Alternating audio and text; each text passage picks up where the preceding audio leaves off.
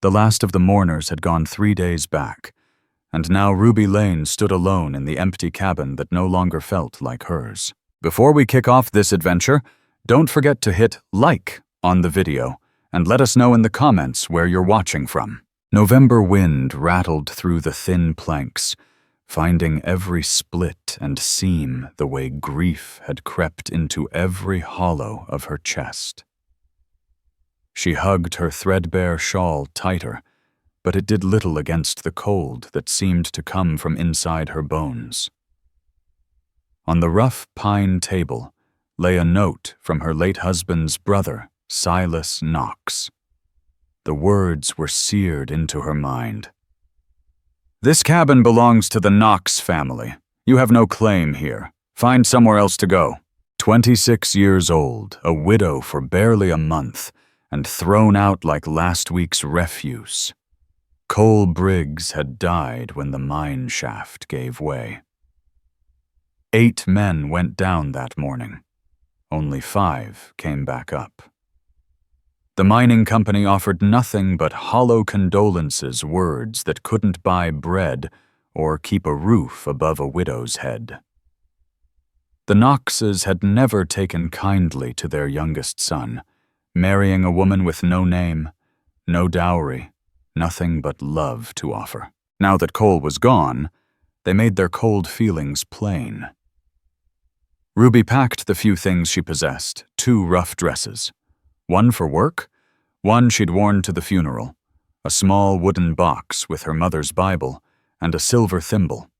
A faded wedding photograph of her and Cole, his grin like a stretch of summer sun, and the quilt her grandmother had sewn threadbare, but still warm. Everything fit into a single carpet bag. She turned once more around the cabin. The bed Cole had built with his hands, the stove where she'd cooked for him, the window where she had watched for him each evening, all of it belonged to other people now. The door shut behind her with a finality that echoed in her ribs. The Wyoming territory lay open before her, wide and hard. Dark clouds gathered on the rim of the world, full of promise for an early snow. Winter came quick and cruel here, and she had nowhere to go. Bitter Creek sat 2 miles behind her. She'd tried the boarding house, the general store, even the saloon for work, but news ran fast in small towns. The Widow Lane folks called her said, with that tone that blamed her for every misfortune. "We ain't hiring," they told her eyes, sliding past hers. "Try somewhere else." Ruby turned west, away from town, away from whispering mouths, and turned shoulders. The road was nothing but wagon ruts carved in prairie soil. Her boots, already nearly worn through, offered little against sharp stones and frozen mud. With every step, the carpet bag felt heavier. By afternoon, the cold had tightened. Wind sliced through her dress like 1,000 thin knives. She knocked at a farmhouse, hoping to trade labor for a warm meal and a night indoors. The woman who opened the door looked her over and shook her head. "My husband wouldn't like it," she said, though her eyes softened for a second.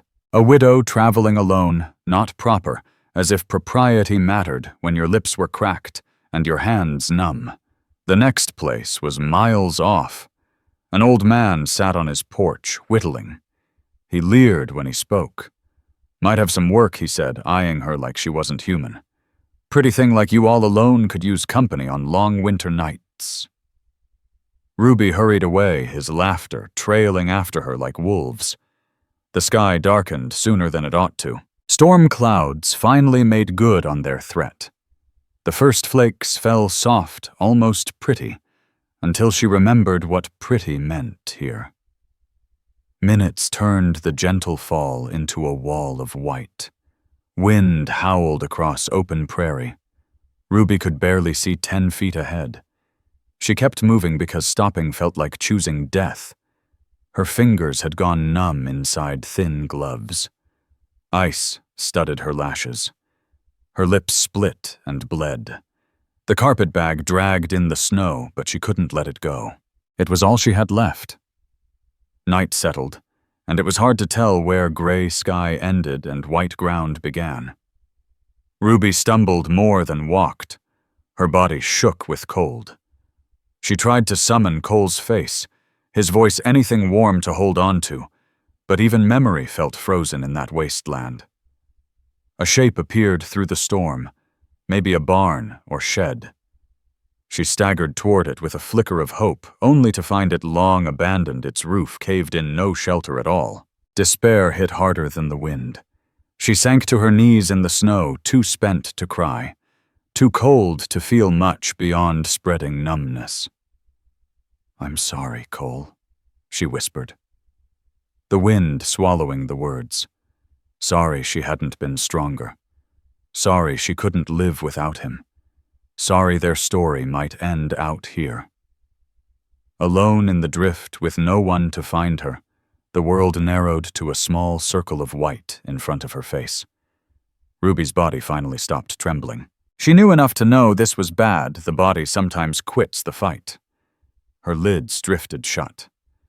At least the cold wouldn't hurt now. At least she'd see Cole again somewhere in that white quiet. For a moment she thought she heard hoofbeats, but storms play tricks on ears. Just wind, she told herself. Just a mind making comfort where there is none. She let herself fall forward into the snow, embracing the soft, white dark that promised an end. The last thing Ruby remembered was a strange feeling of floating a warmth after so much cold, and a voice low and urgent cutting through the storm. "Hold on, just hold on." Warmth came first, then the snap of burning logs, the faint smell of pine smoke and coffee. Ruby Lane's eyes fluttered open to find herself on a soft bed, wrapped in thick blankets that carried the scent of leather and the forest. For one startled moment she thought she'd crossed over, but the ache returning to her fingers and toes told her she was very much alive. This wasn't her cabin. The walls were solid log chinked tight against the gale, still howling outside. A stone hearth threw steady light across a room built for work, not show plain table. 2 chairs, shelves lined with supplies. Everything sat in perfect order. A tall, broad-shouldered man moved at the stove, stirring a pot. He wore canvas work pants and a flannel shirt rolled to the elbows, hair dark with a streak of early silver face, rugged from sun and wind. He turned gray eyes calm and unreadable, and came toward her the way one might approach a frightened colt. "You're awake," he said, voice low and steady. "Wasn't sure you'd pull through." Ruby tried to sit, but dizziness forced her back. Panic flared alone in a stranger's cabin at his mercy.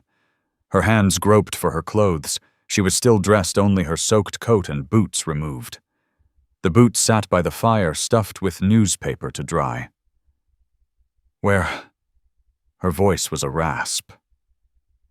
"My ranch," he answered, pouring water into a tin cup and holding it out. "Found you about 2 miles south, near Buried in Snow. Name's Wade Cross. This here's the Circle M." She sipped eyes, never leaving him. He stayed a respectful distance. "Your bag's by the door," he added. "Nothing touched, just hung your coat to dry. You've been out near a full day." Wade went on, returning to the stove. "Storm's still mean. No one's going anywhere yet." Ruby's stomach knotted with hunger just as he set a steaming bowl on the side table. "Start with broth," he said. "Warm from the inside first." She managed to sit, hands trembling as she raised the spoon. The simple beef and vegetables tasted better than any feast she'd known. Why help me?" she asked, between cautious sips. "Spotted fresh tracks from the ridge," Wade said, calmly cleaning a rifle with practiced ease. "Snow was covering 'em fast. Figured whoever left him was in trouble. I'd do the same for anyone. Not everyone would, Ruby thought. She'd met plenty of closed doors just yesterday, or was it the day before time had blurred? "I should go," she murmured, though the thought of stepping back into that white fury made her shiver. "I don't want to impose. Go where he asked simply." The question hung heavy. When she didn't answer, he added, Storm won't break for days. You're welcome to stay till it does. Ruby finished the broth in silence, aware of every sound, the pop of the fire, the wind rattling the shutters, the soft scrape of cloth on metal as he worked the rifle. The cabin, though spare, was spotless. No photographs, no frills. A bachelor's place? Or maybe a widower's. I can work for my keep, she offered suddenly. Cook, mend, whatever needs doing. No need. He set the rifle aside and met her gaze squarely. You're not a servant. You're a guest. Those plain words nearly undid her. After so many days of suspicion and insult, such straightforward decency felt like sunlight after endless night. She blinked back tears. Wade seemed to sense her turmoil and busied himself banking the fire. Curtain by the bed for privacy, he said matter-of-factly. Outhouse is out back, but not tonight.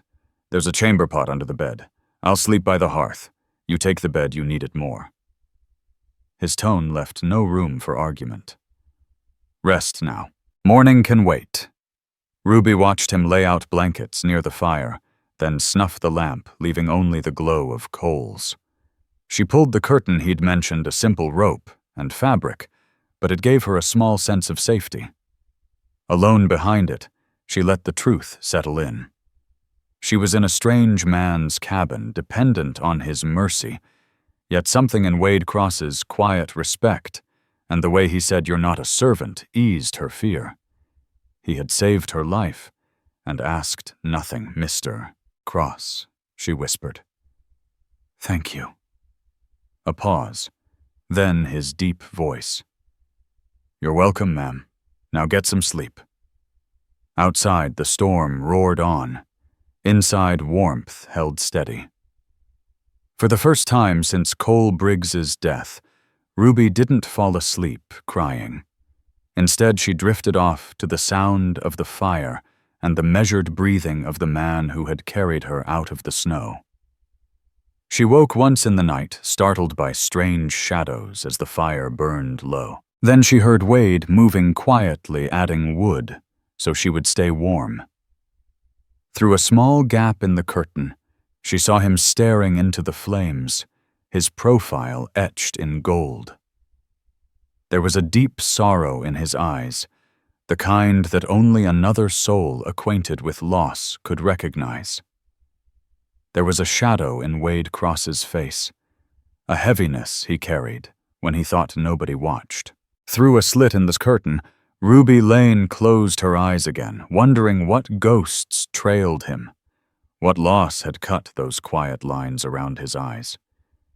Maybe in saving her, he'd been trying to rescue someone he couldn't reach in time. Ruby knew the weight of grief, how it sets down deep in the bones and makes itself a permanent guest. Maybe that was why he'd understood without a single question why a woman would walk straight into a blizzard with no place to land. Outside, the wind clawed at the cabin walls, but the stout timbers held. Tomorrow would bring hard choices, but tonight she was alive.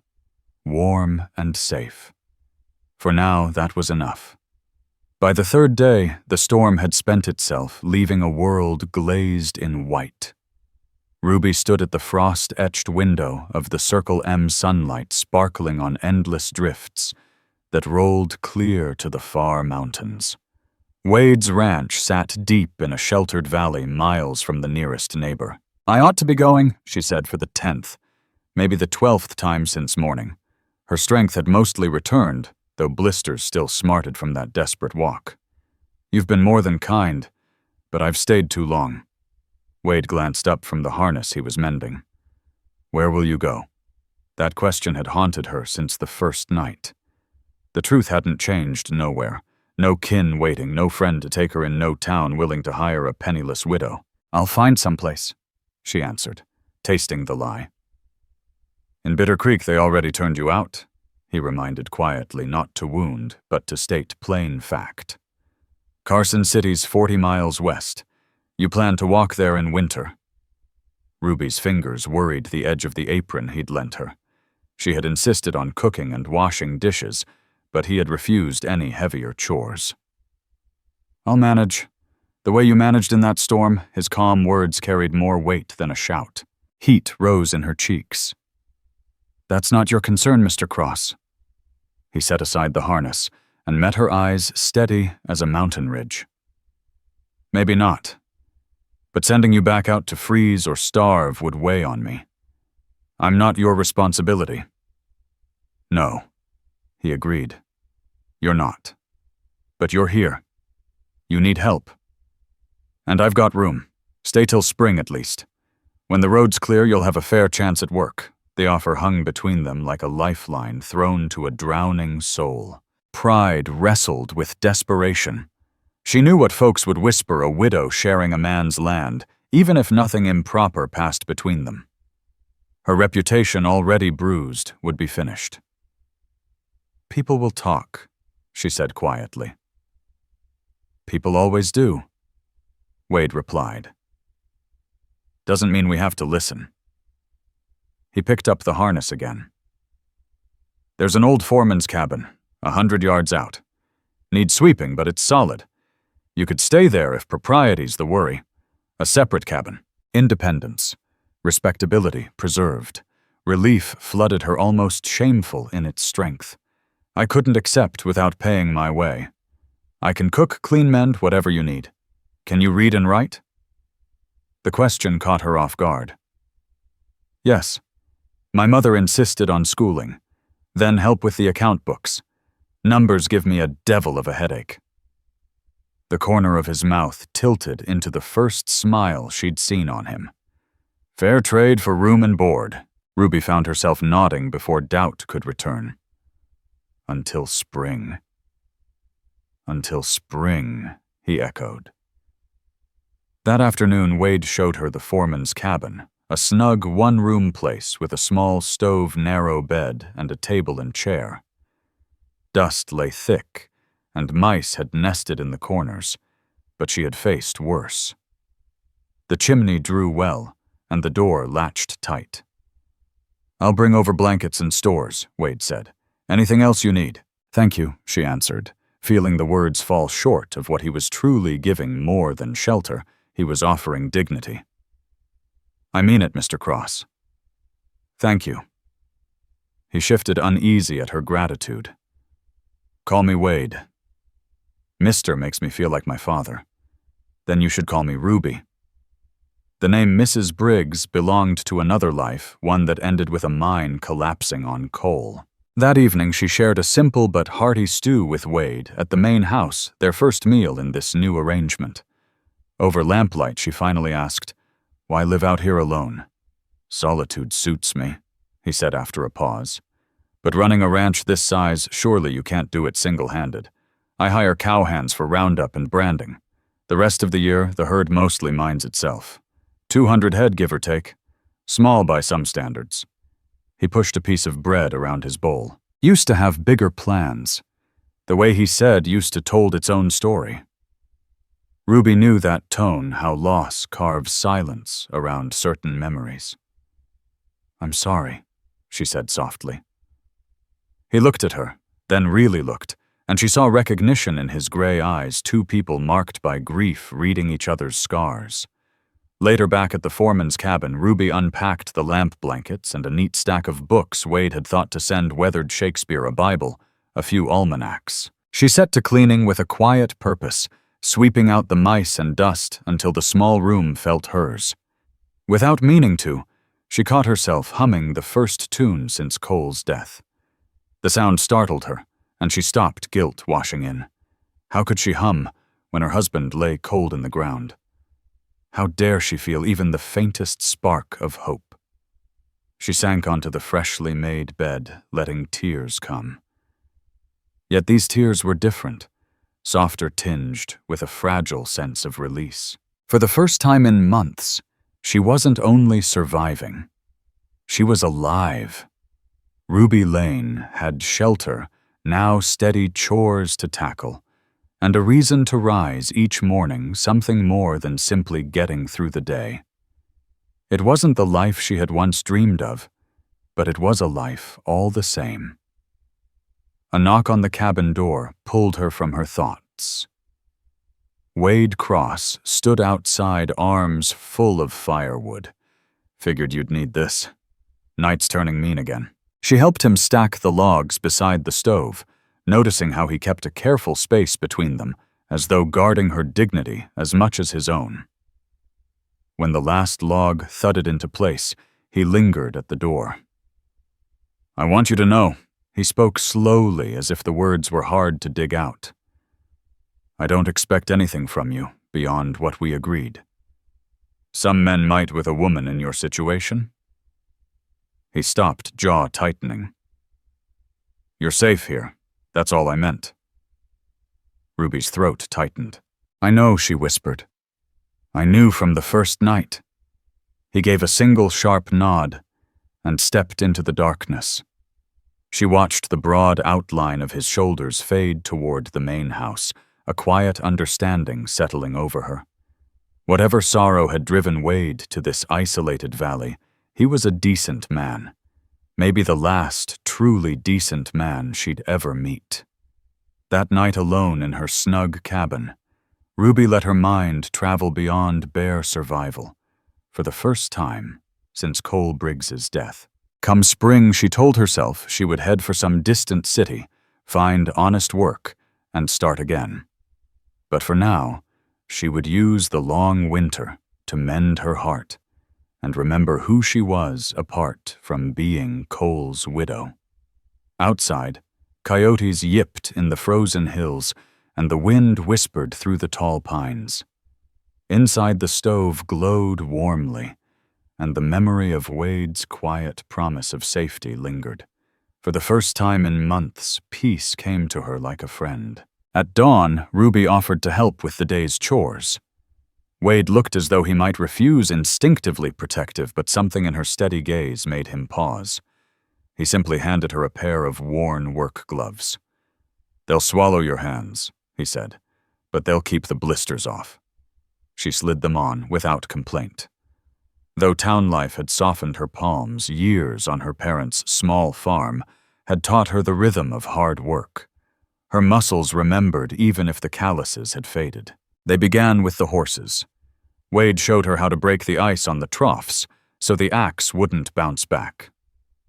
The bitter cold gnawed at her bones, yet the work set her blood to moving and warmed her better than any fire. Ice-shattered water ran fresh, and the horses drank deep. You've done this before, Wade observed, watching her sure movements. My father kept draft horses, she said, pausing with a faint smile. Just 2, but they needed water, same as these. He taught me when I was 12. Said it was the most important chore animals can dig for food, but they can't break ice. Sounds like a sensible man, Wade replied. He was. The past tense still hurt. He died when I was 18. Mother followed 2 winters later. They moved to the barn where hay had to be pitched down from the loft. Wade climbed first, then reached to help her up. The loft was warmer scented with last summer's sweet grass. They worked in an easy rhythm, heaving hay to the opening while she pushed it through to the stalls below. How many horses do you keep? She asked, catching her breath. 6.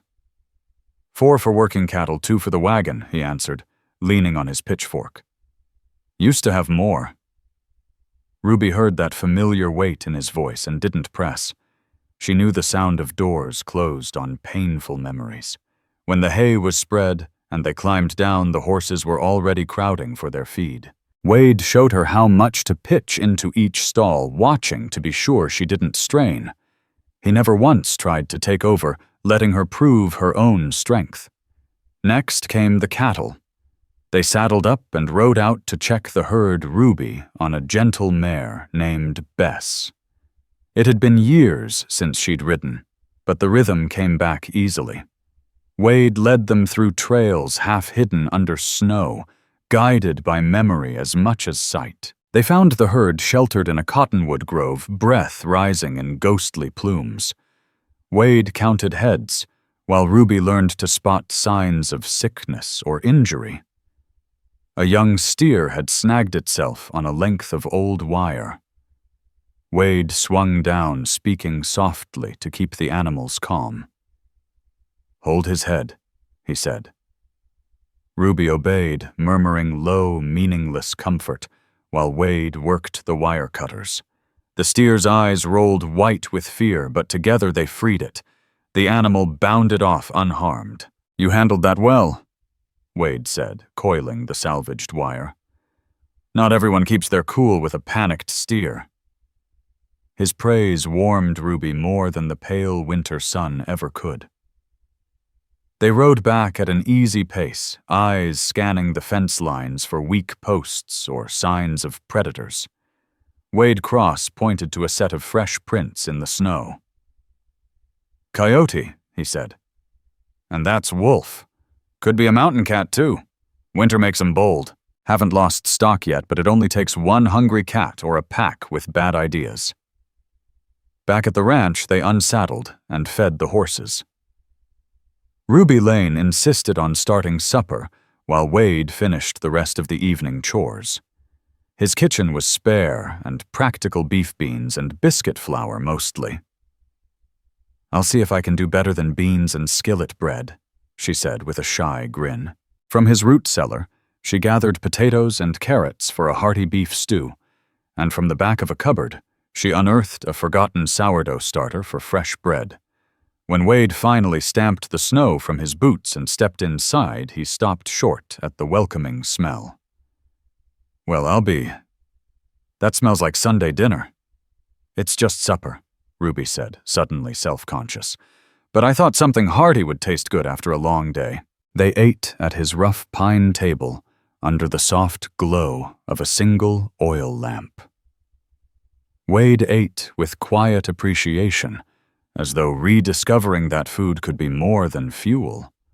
Ruby tried to push aside the warmth she felt at his pleasure, reminding herself she was here to work, nothing more.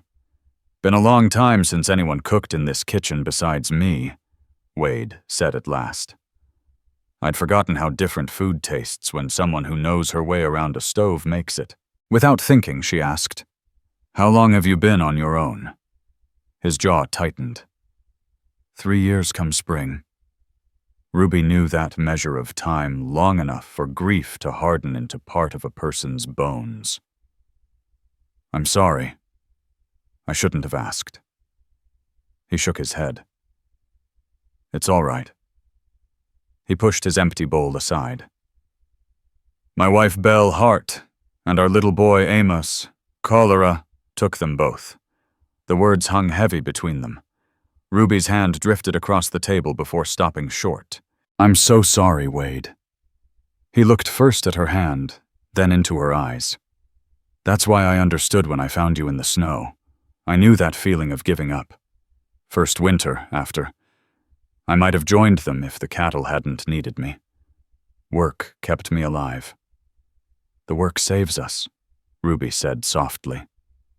"Even when we don't care to be saved," he agreed. They sat quietly, two people who recognized the shape of each other's sorrow. Then Wade cleared his throat, easing back behind his quiet reserve. "Sun sets quick this time of year. I'll walk you to your cabin. I can manage. I know you can, but I'll walk you anyway." She didn't argue. The gesture and the respect behind it meant more than she could say. Their boots crunched through the snow in companionable silence. At her door, Wade tipped his hat. "Thank you for all the help today. Been a long time since I worked alongside someone who pulled her weight." "Thank you for letting me," Ruby replied. "It's been a long while since I felt like anything but a burden." "You're not a burden," Wade said firmly. "Whoever told you that was plain wrong."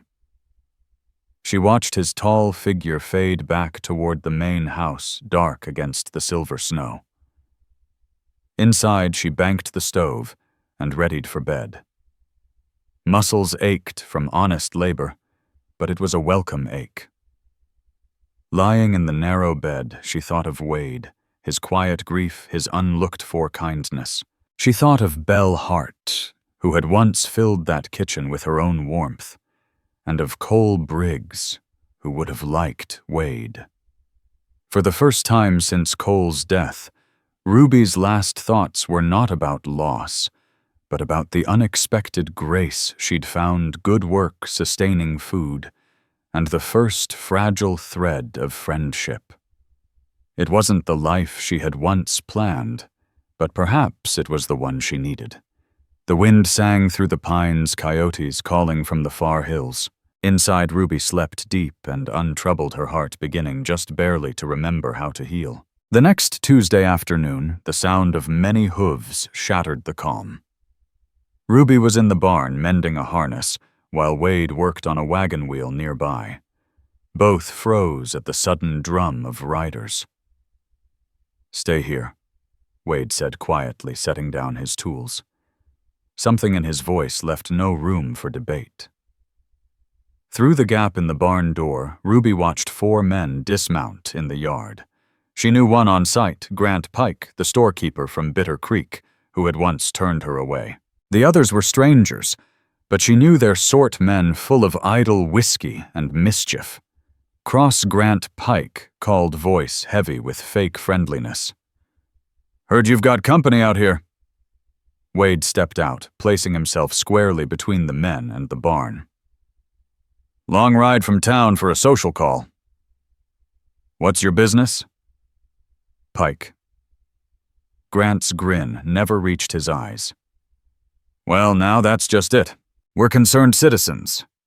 They rode in slow from the north fence, scanning for trouble, when Wade Cross spotted the fresh cuts in the snow. "Coyote, wolf, maybe a catamount," he said, eyes narrowing. "Winter makes 'em bold. Haven't lost stock yet, but it only takes one reckless cat or a hungry pack." Back at the yard, they stabled the horses, and Ruby Lane set about supper while Wade finished chores. She found his kitchen plain and practical, mostly beef beans and flour, but soon had beef stew simmering and a loaf of sourdough rising. The warm scent filled the house by the time Wade came stamping in. He paused at the door, surprised. "Smells like Sunday dinner." "It's just supper," Ruby said, suddenly shy. "But I figured we'd both earned something good today." They ate in quiet contentment, until Wade finally admitted, "Been 3 years since anyone cooked here but me. I'd near forgotten food could taste this fine."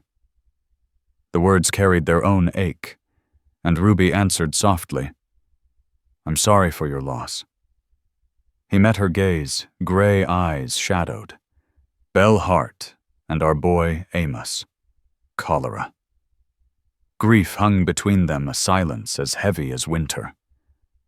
Later that week, the sound of pounding hooves snapped the stillness of a Tuesday afternoon. Ruby was in the barn, stitching a worn harness while Wade worked on a wagon wheel. Both froze at the sudden thunder of riders. "Stay put," Wade said, voice low and sharp. She obeyed. Through a narrow crack in the barn door, she watched 4 men swing down from their saddles. She knew one at once, Grant Pike, the storekeeper in Bitter Creek, who'd turned her away. The others were strangers, but their swagger spoke loud men with whiskey on their breath and mischief in mind. Cross Pike called, his grin sharp as a knife. "Heard you're not so lonely these days." Wade stepped out, planting himself squarely between the men and the barn. "Long way from town for a neighborly visit." "What's your business, Pike?" "We're just looking out for a friend," Grant said, mock concern in every word.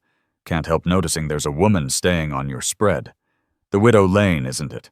Couldn't find charity in town, so she found another sort of arrangement." A younger man with hard eyes, Buck Crow Ruby would later learn, snickered. "Funny how a grieving widow warms up so fast when there's a bed handy." Wade's voice turned iron cold. "Watch your mouth, Crow." Grant lifted a placating hand. "Easy there. We're only worried she might be taking advantage of a lonely man's kindness. Or maybe she's the one being taken advantage of. Poor desperate thing." Before Ruby could think better of it, she pushed the barn door open and stepped into the yard head high, though her heart thudded. "Gentlemen," she said, her voice cutting through their talk. "I believe you're speaking of me." Grant touched his hat with a sneer. Mrs. Lane. Just expressing our concern for your situation. How thoughtful, she replied coolly. Though I don't recall asking for your concern, especially since you had none when I came to your store begging honest work. Grant flushed. Now that's different. Is it when I needed help doors shut? When I found honest work here, suddenly you're full of concern? Or is it that you're offended a woman you dismissed as worthless found someone who values honest labor? Buck spat in the snow. Honest, huh? That's a pretty name for... For what? Ruby stepped closer, even Wade taken aback. Say it plain, Mr. Crow. Don't hide behind gutter talk. The younger man's face reddened. Everyone knows what kind of woman lives with a man she ain't wed to. Then everyone knows wrong. Ruby's voice stayed steady, though her hands trembled. I live in the foreman's cabin. Wade Cross lives in his house. I work for my keep, nothing more. Sure, another man muttered. Just like the saloon girls work for theirs. Wade started forward, but Ruby raised a hand to stop him. You want to know what kind of woman I am? The kind who loved a good man for 4 years, who watched him leave for work and never come home, who was thrown out by his kin and turned away by your town. I'd have died in that storm if Wade hadn't found me. I take honest work and give honest work back. If that offends you, that shame is yours, not mine. The yard went silent. Even Grant Pike had no ready answer. At last he forced a crooked smile. Fine speech. But talk is cheap, and winter is long. We'll see what song you sing come spring. Is that a threat? Wade's question was soft, but carried steel. Just saying a woman's reputation is fragile, Grant said. Be a pity if folks in town got the wrong idea. Might make it harder for Mrs. Lane to find respectable work. Ruby caught the threat behind the words, but Wade stepped closer, his gray eyes like storm clouds. Then it's a good thing our plans don't depend on town gossip. Now, unless you came for supplies, which you didn't, you're trespassing. Get off my land. Grant's smile curdled. This isn't Overcross. You can't just I can and I did, Wade said evenly. Off my land. For a long moment violence hung like smoke in the cold air. Then Grant jerked his chin toward the others. Mount up. We've said our piece. They swung into their saddles, but Buck Crow twisted in the saddle for one last stab. Enjoy your whore cross. Buck Crow's taunt. Hope she's worth what it'll cost you had barely left his mouth when Wade Cross swung hard.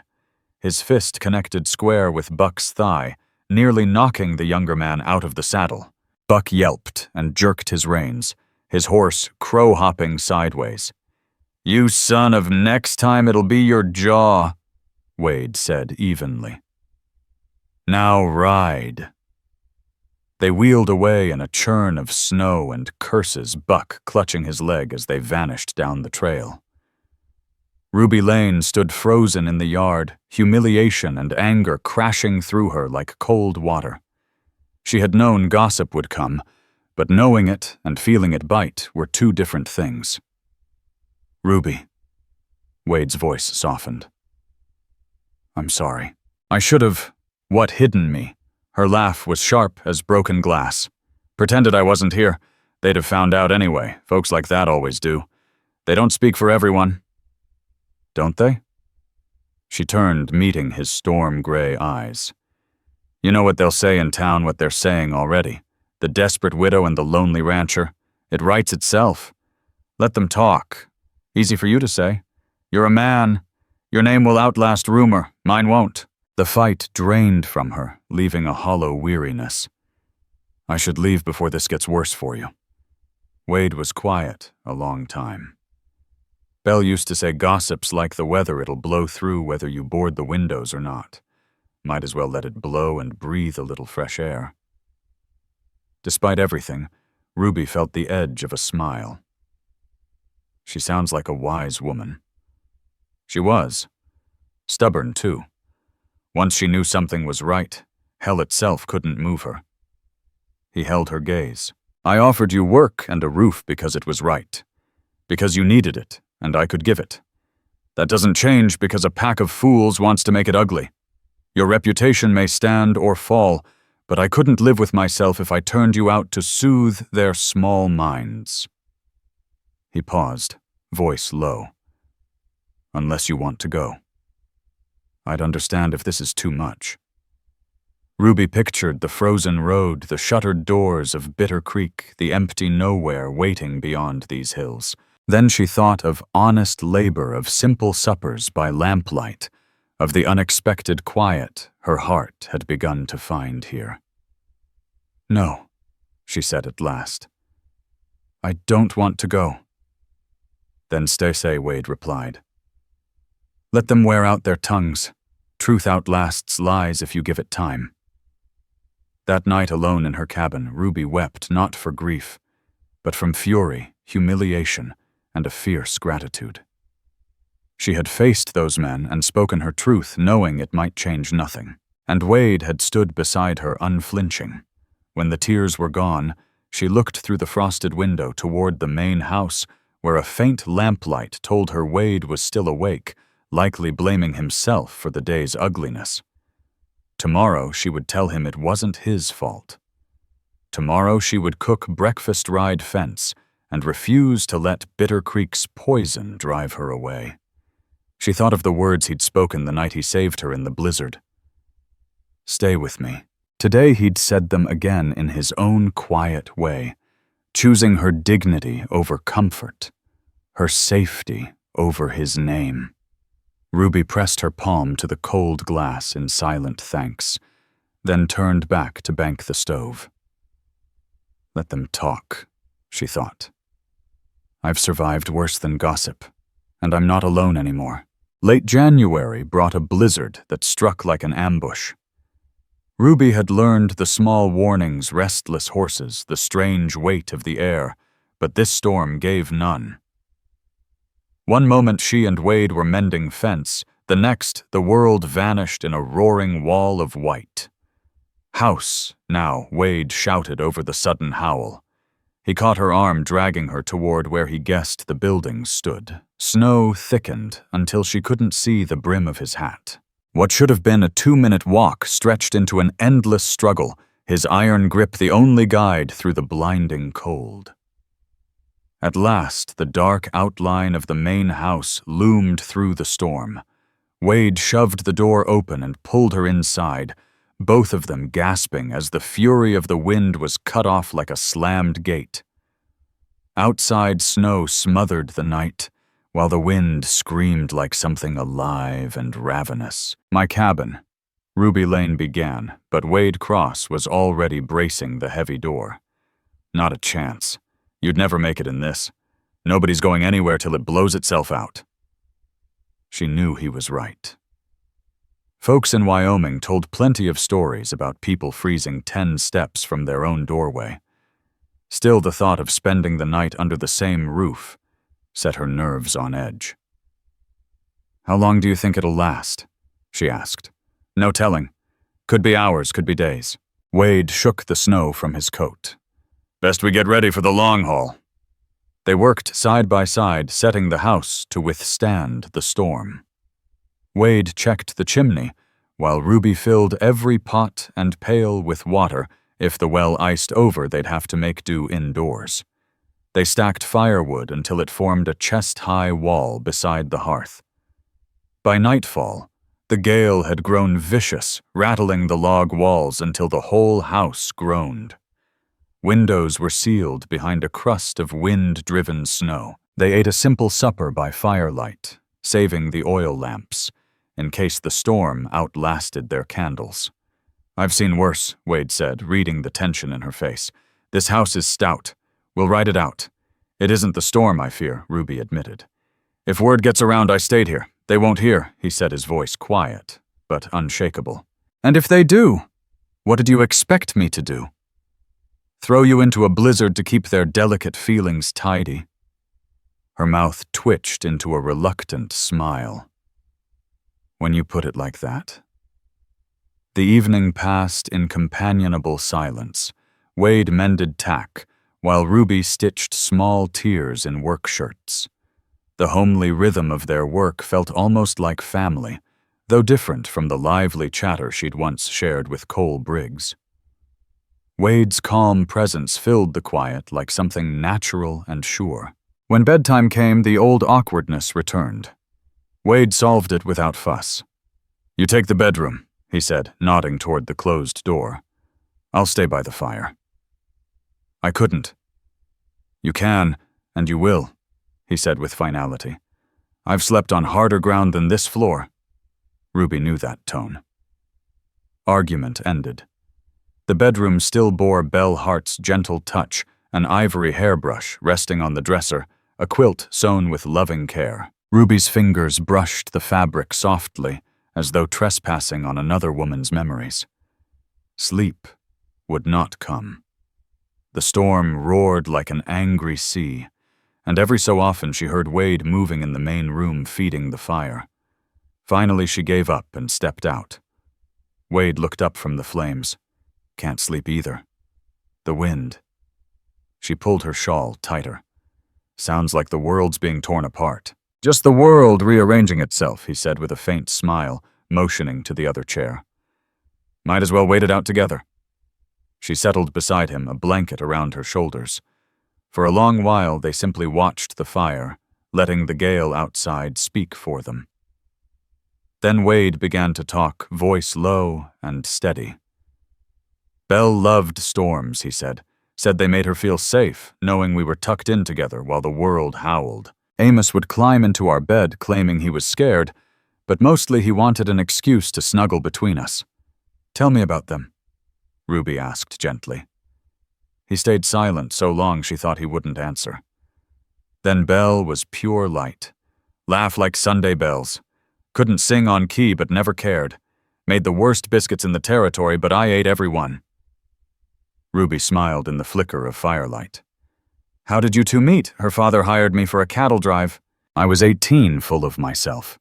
She was 16 and knew more about horses than I did about anything. Took 2 years to convince her father I was worth his daughter. Was this ranch hers? No. Bought this land with what I'd saved. I only saw hard work. Belle saw what it could become. We'll build something good here," she said. And we did for a while. The weight of the past tense settled heavy. Ruby waited. Cholera came fast. Wade went on quietly. She was nursing a sick neighbor when she caught it. I begged her to stop, but Belle was stubborn. She died in 3 days. Amos followed 2 days later. "I'm so sorry," Ruby whispered. "I nearly burned the place down," he said, eyes fixed on the flames. "Had the torch in my hand. Then the horses started bawling, hungry and thirsty. Animals don't quit needing care just because your world ends. So I fed them. Then the cattle. Then the fences. One day turned into the next." Ruby understood all too well. "The work saves us," she said softly, "until it becomes more than just survival. Until you remember why you keep going." He looked at her steadily. "What was Cole like?" The question startled her. Most folks asked only about the accident, never about the man. "Kind," she said, after a pause. "So kind it sometimes worried me. He'd give away his last coin to someone with a sad story. Worked the mines, though he hated the dark. Dreamed of saving enough to buy a small farm, raise horses." A tender smile touched her lips at the memory. He had a way of whistling when he was happy. Couldn't carry a tune any better than your Belle, but he whistled anyway. The morning Cole Briggs died. Ruby Lane's voice faltered, and Wade Cross simply waited. "He was whistling that morning," she said at last. "Made me breakfast, burned the eggs proud as could be, kissed me at the door and said, 'See you tonight, Maggie love.' That was it. No warning. Just gone." She drew a shaky breath. "The mine owners called it unstable ground, an act of God. Silas Knox said they were driving the men too deep too fast. Doesn't matter. Dead is dead no matter who you blame. They sat without speaking, two people who knew grief isn't something you get over, it's something you learn to carry. The fire snapped softly while the blizzard howled beyond the thick log walls. And in that quiet, something shifted, an understanding that they were no longer strangers, but fellow travelers on the same hard road. "I'm glad you're here," Wade said suddenly. "Not glad for what brought you, but glad you're here. This ranch hasn't felt so empty these past weeks." Ruby's throat tightened. "I'm glad too. You saved my life. You saved mine," he said, eyes steady on hers. "Reminded me there's more to living than just surviving." Their gazes held in the flickering firelight, and Ruby felt a flutter she'd thought buried with coal, a spark of warmth that both frightened and steadied her. Sensing her sudden retreat, Wade added another log to the fire and said gently, "Storm's not letting up. Try to rest. Tomorrow will bring what it brings." This time, sleep came. Ruby lay beneath Belle Hart's quilt, while the house shuddered under the wind, and a good man kept the fire alive. She dreamed of Cole's off-key whistling of Belle, singing of children who would never grow up and loves that ended too soon. Morning broke, pale and still. Wade slept in his chair by the cold hearth. The hard lines of his face softened in repose.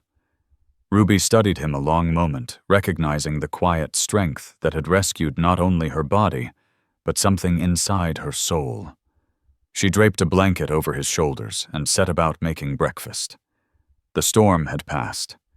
They had endured together. Outside, the world lay under a deep, untouched white. Inside, warmth lingered not only from the rekindled fire, but from something harder to name: understanding. Maybe the first tender shoots of hope pushing up through winter's hard ground. The thunder of hooves jolted Ruby awake that night. For a breath she lay still, until the crash of breaking glass snapped her fully alert. Harsh voices, drunk and mean, cut through the cold. "Cross, get out here, you sanctimonious bastard!" She knew that voice. Buck Crow, the hot-headed youth Wade had flattened weeks before. But he wasn't alone. Through a slit in her frosted window, she counted 6, maybe 7 riders circling with torches flaring. Heart-pounding, she yanked on coat and boots and slipped out the back door, keeping low. This wasn't drunken bluster. This was violence looking for a mark. She had to reach Wade. The cold bit hard, but fear drove her on. A gunshot cracked the night, freezing her blood. "That's just to get your attention." Buck's shout carried across the yard. "Next one won't miss." Wade's door swung open. He stepped onto the porch with a rifle leveled and calm as a drawn blade. Even from her hiding place behind the woodpile, Ruby saw he was outnumbered. "State your business or clear off," Wade called, his voice steady as stone. "Our business," another rider jeered. "Teaching you a lesson about harboring whores and acting high and mighty. Watch your mouth," Jed Pike, Wade warned. Or what Buck sneered. "You gonna take on all 7 of us? You made me look a fool in front of town. Now we settle it." One man slid from his saddle and crept toward the barn with a torch. Wade's rifle followed him like a hawk. "Tell your man to stop right there," he said. "Or you'll what? Shoot us all?" Buck laughed, teeth flashing in torchlight. "Here's the deal, Cross. Put down that rifle and take what's coming, or we burn you out, barnhouse everything. Your choice." Ruby could see Wade's jaw tighten as he weighed the odds, his animals' lives against his own safety. She knew which he'd choose. She couldn't let him stand alone. Moving quickly through the drifts, she slipped into the barn's side door. The horses stamped and tossed, sensing danger. She grabbed the shotgun Wade kept hung for predators, checking the shells with shaking hands. Through a narrow crack, she saw the men edging closer. Wade had lowered his rifle a fraction, trying to buy time. The mob was growing bolder. "Where's your woman, Cross?" Buck Crow taunted. The night outside was a black sea of wind and snow, but the danger on Wade Cross's porch was sharper still. "Got her hiding in the house, huh?" Buck Crow jeered. "Don't fret, we'll take care of her after we're done with you. She's not my woman." Wade answered, his voice iron calm. "She's an employee. She's got nothing to do with this." Employee Buck sneered. "That what folks call it now? Tell me, Cross, does she work on her back or her knees?" Wade moved like a striking cat. The rifle butt slammed across Buck's face before anyone blinked, dropping him into the snow. But the others lunged forward, dragging Wade down under sheer numbers. Ruby Lane didn't think. She burst from the barn, nightcoat flapping, shotgun leveled. The blast she fired into the sky cracked across the valley like thunder.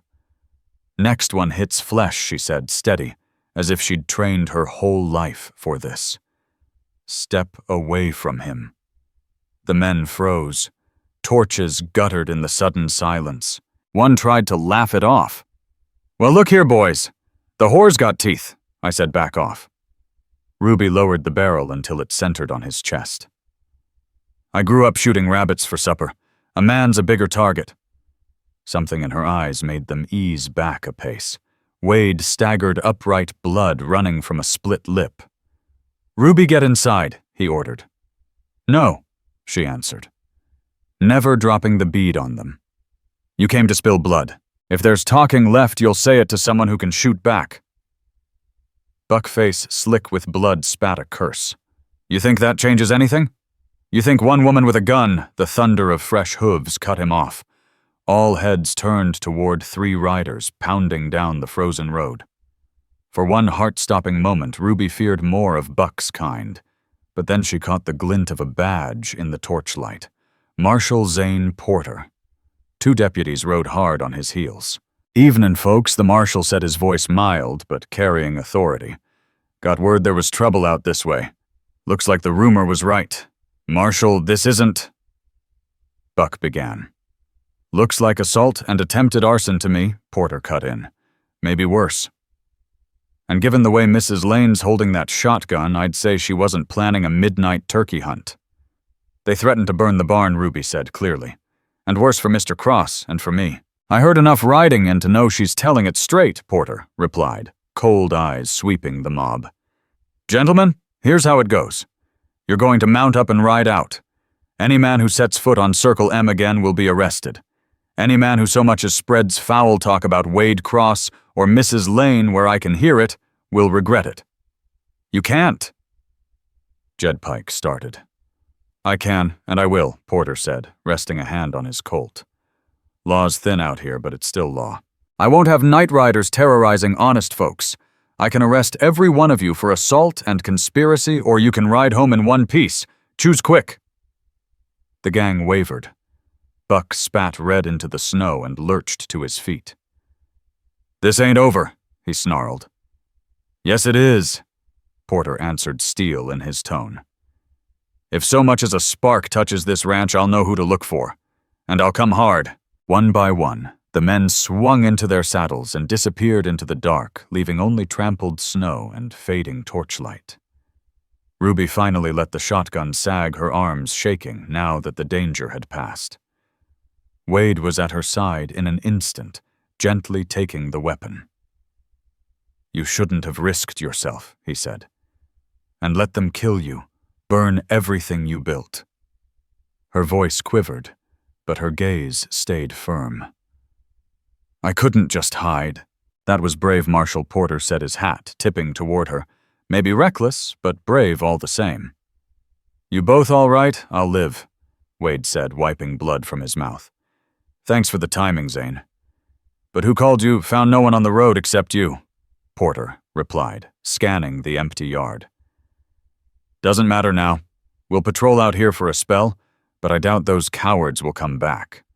Bullies fold when someone stands up to them, especially someone unexpected." He gave Ruby a respectful nod and turned his horse toward town. When the lawmen's silhouettes vanished into the white horizon, Wade insisted on walking Ruby back to her cabin. She tried to tell him she was fine, but he shook his head. "You saved my life tonight," he said quietly as they trudged through the deep snow. "They would have killed me." "You saved mine first that night in the storm," she reminded him. "Now we're even." He caught her arm, gently stopping her in the moonlit path. "Ruby, what you did out there standing your ground, staring down a mob, I've never seen anything braver." Ruby Lane looked up at Wade Cross in the silver wash of dawn, the man who had faced down a mob and taken a beating rather than let them burn his barn, the man who had defended her honor when no one else would. Something charged passed between them, sharp and alive, like the moment before lightning splits the sky. "Wade," she breathed. He lifted one rough hand to her cheek thumb, brushing her skin with a gentleness that made her heart skip. For a breath, she thought he might kiss her. Then he stepped back, hand falling to his side. "You should rest," he said quietly, his voice rough. "It's been a hard night." Back in her cabin, Ruby sat on the edge of her bed, still trembling not from fear, but from the memory of his touch and the look in his eyes. Tonight they had stood between each other, and violence shielded one another when it mattered most. Whatever else they were partners now, bound by danger and courage. Outside, she heard Wade's slow, steady steps on his porch. He wouldn't sleep.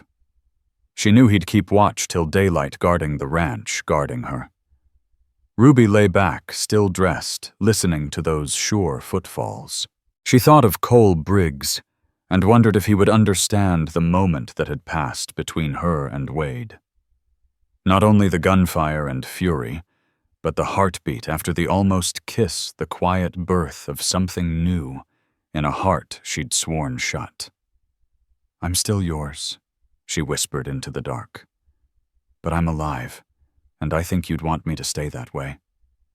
Wade's footsteps kept their slow rhythm as steady as a heartbeat until night thinned into dawn. They had survived, and something between them had shifted for good. Spring crept into the valley in cautious steps.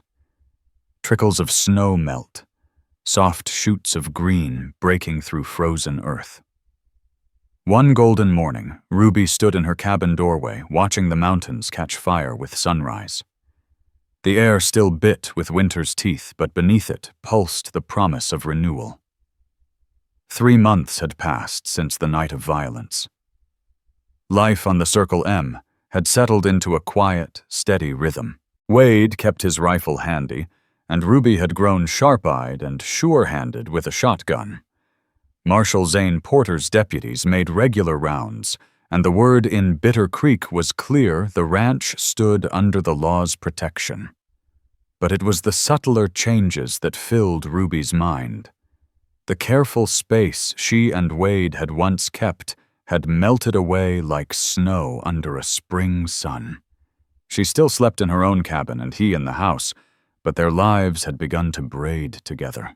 It showed in 100 small ways: the warm brush of his hand when he helped her dismount, the quick catch of breath when she caught him watching her, the suppers that stretched into long, easy evenings, conversations that wandered from work to quiet dreams. "You're up early," Wade said, as he came toward her, now carrying 2 steaming cups of coffee. He'd taken to bringing her a morning cup, a simple kindness that had become a cherished habit. "The sunrise was too beautiful to miss," she replied, taking the cup with a grateful smile. They stood together watching the light spill across their valley. At least that's how she kept catching herself thinking of it, though she'd promised she would leave when spring opened the roads.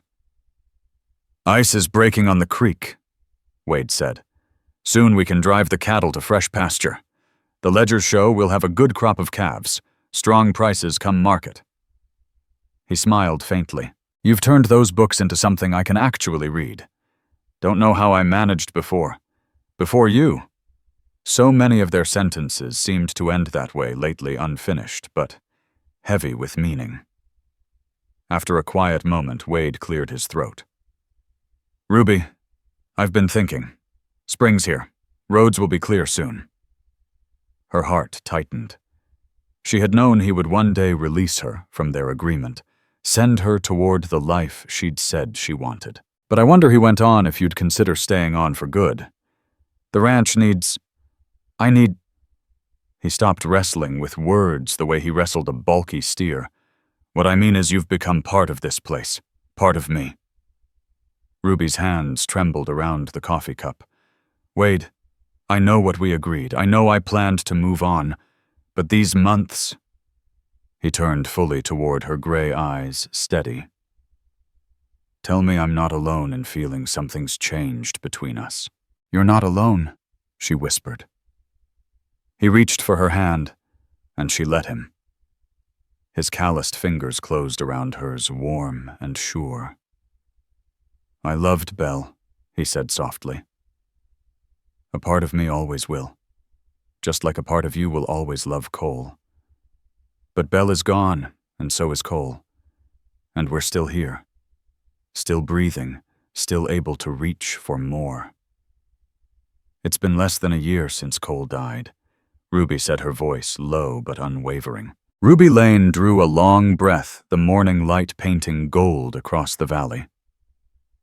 People will say I forgot Cole too quickly. Do you feel like you've forgotten him?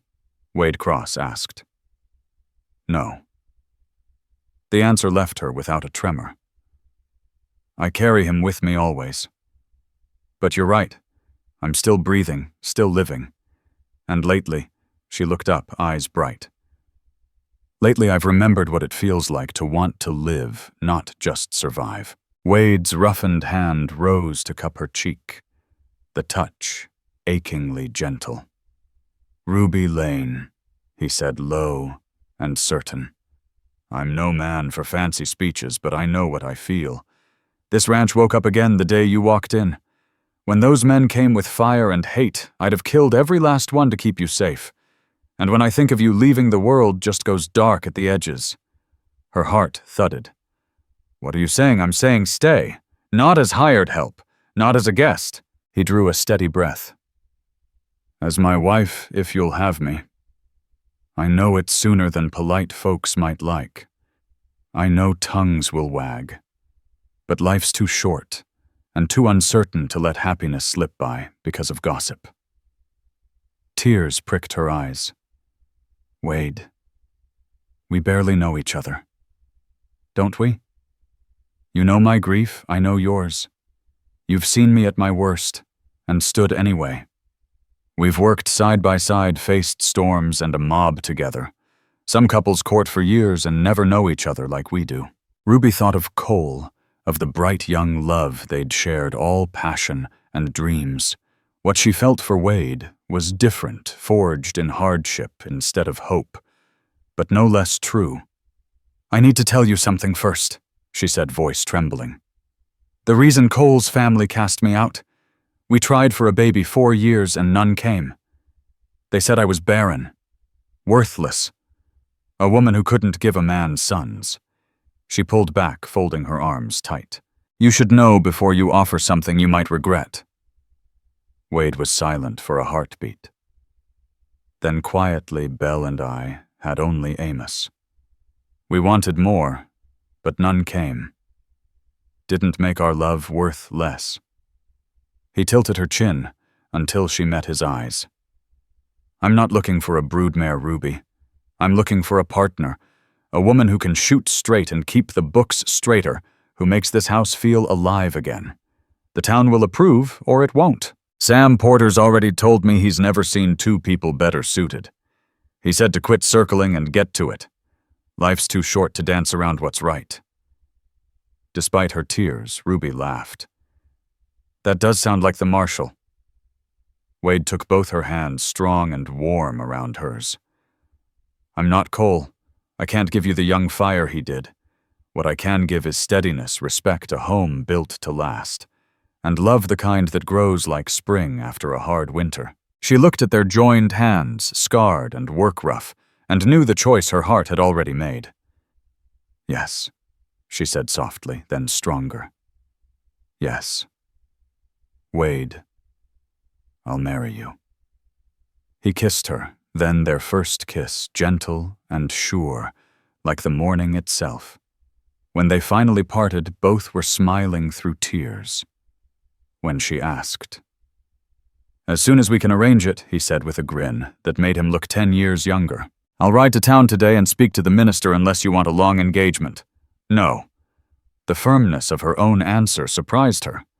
"No waiting. We both know how fast life can change. If we're doing this, let's do it." 2 weeks later, Ruby stood in the small church at Bitter Creek, wearing her best dress. The same black gown she had worn to Cole's funeral, now reborn for a wedding. Wade waited at the altar, striking in a suit rarely taken from the closet. The church was nearly empty.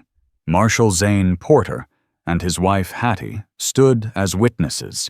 The minister's wife, May Knox, played the organ, and a few curious townsfolk sat in the back to watch what they surely called a scandal, the widow Lane marrying again so soon.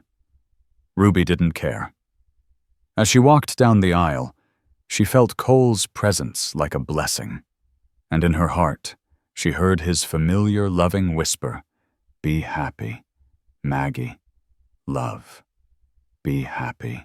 Wade Cross took Ruby Lane's hands at the altar, and she read Belle Hart's quiet blessing in the calm strength of his eyes. Two people who once thought love was finished for them were choosing against all odds to begin again. "Dearly beloved," the minister began, and Ruby felt spring open inside her chest. New life after a long winter, hope after grief, love after loss. Later, as they rode back toward the wide valley, Wade reached over and clasped her gloved hand. "No regrets?" he asked. "None," she answered, and meant every word. "We're home." That night in the house, that would now shelter their shared future, they planted the first seeds of the season in the kitchen garden, working shoulder to shoulder in the dark, rich soil. Hands dirty, hearts full, they laid the quiet foundation of their life together, one small hope at a time. The Circle M had weathered brutal winter violence and sorrow. Now it welcomed a spring of peace and lasting love. Two hearts once broken were mending together, proving that some of the greatest love stories aren't about first chances at all, but about the courage to claim a second. Under the vast Wyoming sky, new stars kindled bright witnesses to this beginning. And in the mountain-sheltered valley where wild flowers would soon bloom, Wade and Ruby Cross started the next chapter of their lives, no ending, but a fresh start as full of promise as spring itself. If this story has touched your heart, I invite you to stay with us to discover more true tales of the Wild West. Stories that honor resilience, tenderness, and the spirit that God placed in those who blazed the trail. Subscribe, share, leave your thoughts in the comments, and join us once again to journey across this untamed land. Thank you.